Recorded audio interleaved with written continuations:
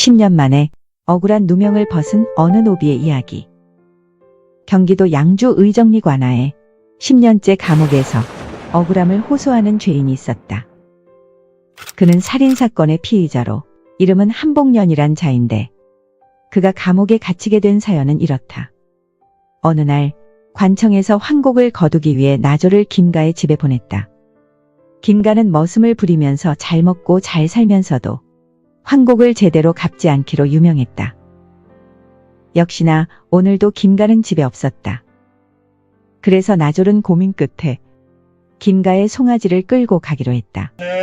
나졸은 그렇게 송아지를 끌고 관청으로 가는데 송아지가 없어진 것을 안 김가가 다급히 따라와 나졸을 막아섰다.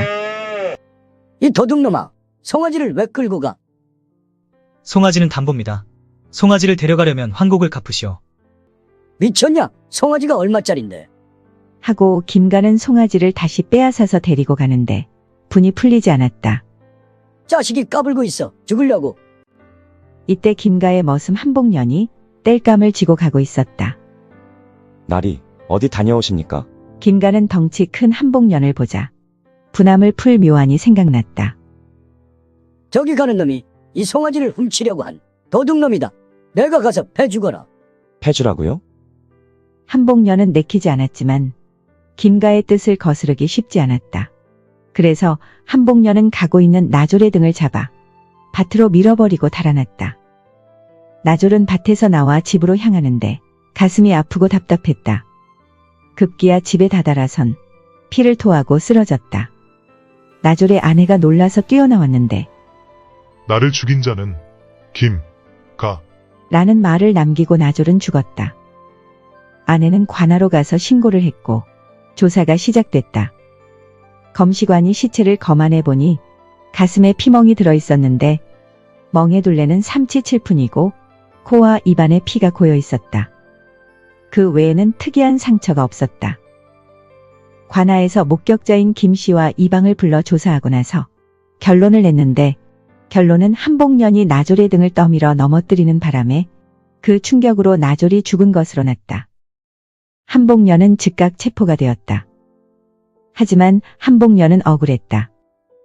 고작 밀었다고 죽었을 리도 없을 뿐더러 밭으로 넘어진 것도 옆으로 넘어졌기 때문에 가슴에 상처가 난 것도 이해할 수가 없었다. 현감은 지금까지의 상황을 조정에 보고했다. 정조는 이 보고를 받고 정황상 미심쩍은 부분이 있다며 재조사를 지시했다.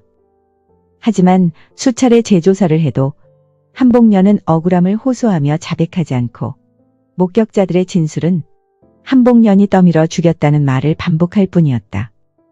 그러다 보니 이 사건은 해결되지 않은 상태로 10년을 끌어온 것이다.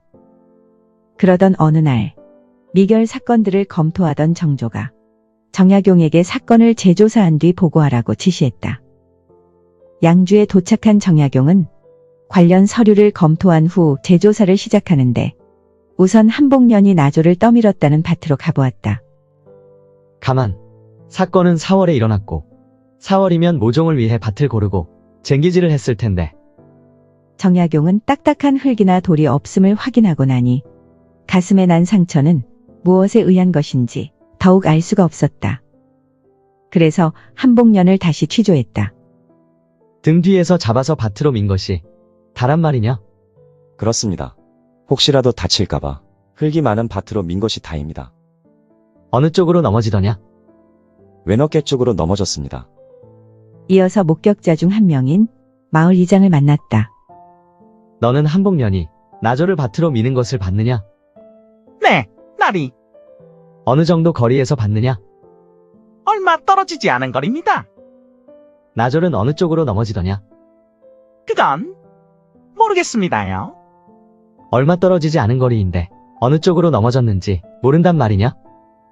김가와는 어느 정도 친분이 있느냐? 아무래도 김가는 마을 유지 중 한 명이고 전 이장이다 보니까. 정약용은 이번엔 죽은 나졸의 아내를 찾았다. 가슴을 아파하며 죽었다고 했는데 왜 가슴이 아픈지는 말하지 않더냐? 김가 때문이라고만 했습니다. 그때 입고 있던 옷을 아직 가지고 있느냐? 네, 사건이 결론나질 않아서 보관하고 있었습니다.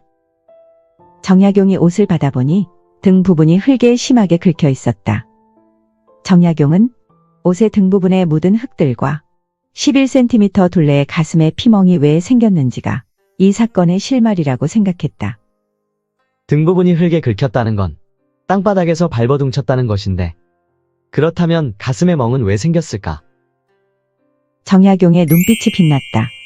지금까지의 정황을 정리하면 악덕 채무자인 김가의 송아지를 담보로 잡으려던 나졸과 송아지를 뺏으려는 김가는 실랑이를 했을 것이다. 그 와중에 김가가 나졸을 제압하려고 나졸을 넘어뜨리고 무릎으로 가슴을 눌렀을 것이다. 11cm 둘레의 가슴의 멍은 무릎으로 눌렀을 때 생길 수 있는 크기다. 정약용은 김가를 불러 취조했다. 취조 결과 정약용의 생각대로 나졸을 넘어뜨리고 무릎으로 나졸의 가슴을 눌렀다는 걸 알아냈다. 정약용은 김가가 범인이라는 최종 수사 결과를 정조에게 올렸는데 김가를 범인이라고 결론 내린 근거는 다음과 같다. 살인사건에는 3가지 근거를 따져봐야 합니다. 첫 번째는 유족의 진술이고, 두 번째는 시체 검안서의 증거, 세 번째는 공정한 증인. 하지만 이번 사건의 경우 유족 진술과 시체 검안서 증거는 일치합니다. 가슴을 누른 건 김가이고 함 씨와 관련된 자국은 없습니다. 증언자들은 한복녀는 머슴이고 김가는 마을 유지이다 보니 김가에게 유리한 증언을 했습니다. 정약용의 보고를 받은 정조는 한복년을 석방하고 김가를 벌하라고 명했다. 이렇게 해서 한복년은 10년 만에 억울한 누명을 벗고 풀려나오게 됐다. 이 사건은 다산 정약용이 법집행 관리로서의 기량을 유감없이 발휘한 대표적인 사건 중 하나이다.